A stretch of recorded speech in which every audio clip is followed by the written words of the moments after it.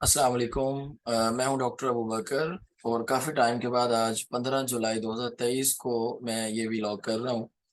तो इसमें मेन जो चीज़ें डिस्कस करूंगा वो ये होगा कि हमारा जो इकोनॉमी है, हमारी इकोनॉमी के क्राइसिस क्या हैं और ये जो 2 साल हमारे रिसेंटली जो गुजरे हैं उन दोनों सालों का जो कंपैरिजन है वो मैं वहाँ से बात स्टार्ट करूंगा कि हमारी इकोनॉमी के जो हालात हैं, जीडीपी पर कैपिटा है, इकोनॉमिक ग्रोथ है, हमारी इंडस्ट्रियल ग्रोथ है, इन्फ्लेशन है, रेमिटेंसीज हैं, करेंसी की डिवेल्यूएशन है, हमारे जो रिजर्व्स हैं या फॉरेन डायरेक्ट इन्वेस्टमेंट है। इन सारी की सारी चीज़ों को डिटेल में मैं डिस्कस करूंगा और इसके लिए मैं आपके साथ ये जो डेटा है वह शेयर कर रहा हूँ। और अगर हम इस डेटा को देखें तो वन बाय वन जो इंडिकेटर्स हैं वो मैं डिस्कस करता जाता हूँ कि 2023 ये जो साल हमारा एंड हुआ है 2023 जून में 30 जून को, तो उसमें हमारा जो पर कैपिटा इनकम था वो 1568 डॉलर था एक साल का। और पिछले साल जो 2021 से 22 तक का साल था उसमें हमारा पर कैपिटा इनकम जो था वो 1798 डॉलर था। तो हमारी एक तो पर कैपिटा इनकम डिक्लाइन की है। और फिर अगर हम इकोनॉमिक ग्रोथ को देखें तो हमारा जो इकोनॉमिक ग्रोथ है वो इस दफा समझ लें कि 3.3% था। और पिछले साल जो हमारी इकोनॉमिक ग्रोथ थी वो ऑलमोस्ट जो है वो 6% थी। और अगर हम इंडस्ट्री की बात करें तो टेक्सटाइल सेक्टर को अगर हम देखें तो हमारी टेक्सटाइल सेक्टर के अंदर जो ग्रोथ कम हुई है वो 16% से कम हुई है। फूड प्रोडक्शन या फूड की जो ग्रोथ को देखें तो हमारी जो ग्रोथ कम हुई है वो तकरीबन 8% कम हुई है। और ओवरऑल अगर हम इंडस्ट्री को देखें तो जो इंडस्ट्रियल ग्रोथ है वो तकरीबन 3% जो है वो कम हुई है, जो कि पिछले साल ज्यादा थी।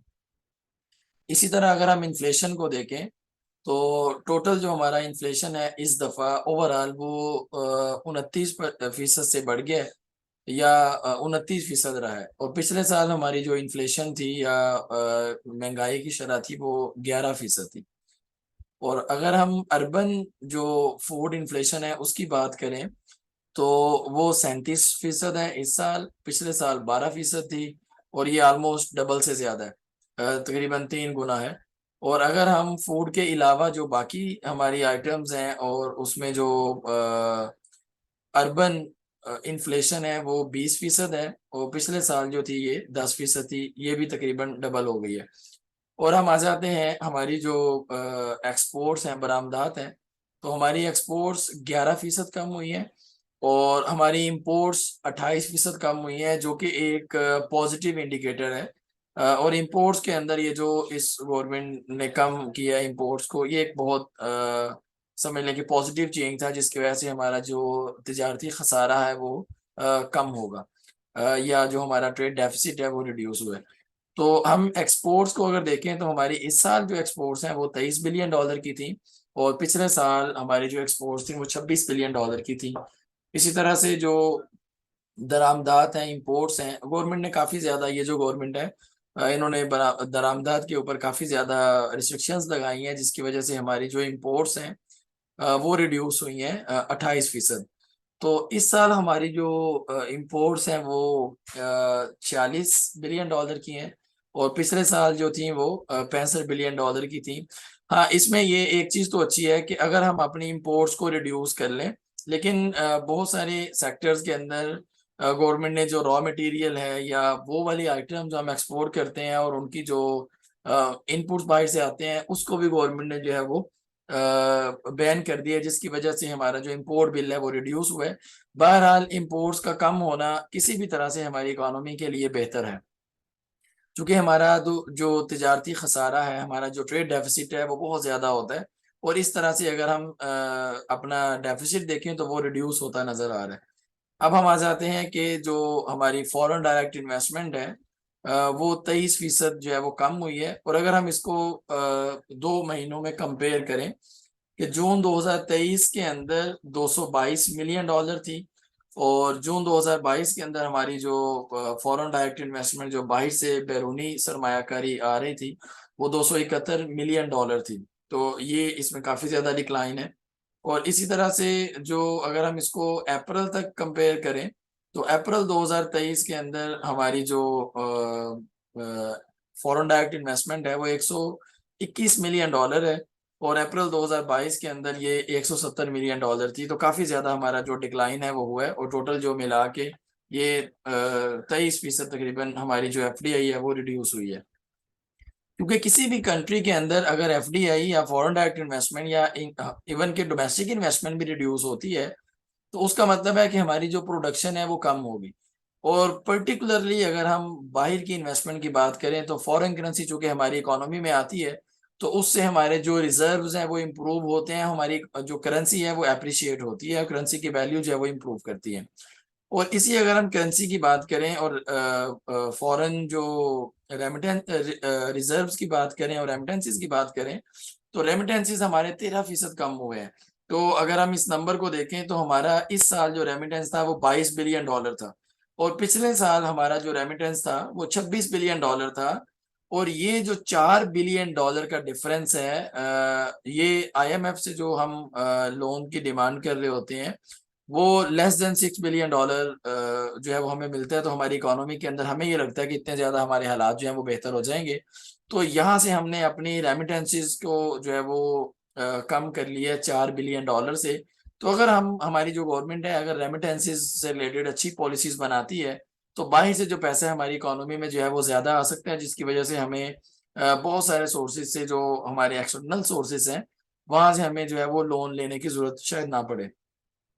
उसके बाद हमारी जो करेंसी है वो 27% जो है वो डिवेल्युएट हुई है एक साल में।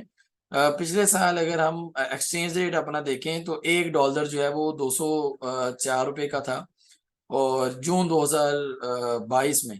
और हमारा जो 2023 में जो डॉलर है वो 283 रुपये का $1 है। तो हमारी करेंसी जो है वो 27% कम हुई है, उसकी जो वैल्यू है वो डाउन हुई है। और हमारे जो स्टेट बैंक के पास जो रिजर्व्स हैं फॉरेन रिजर्व, जिसके अंदर हम फॉरेन करेंसी की बात कर रहे हैं, तो वो 2022 के अंदर जो है वो तकरीबन 10 बिलियन डॉलर थे, 9.8 बिलियन डॉलर जून 2022 में।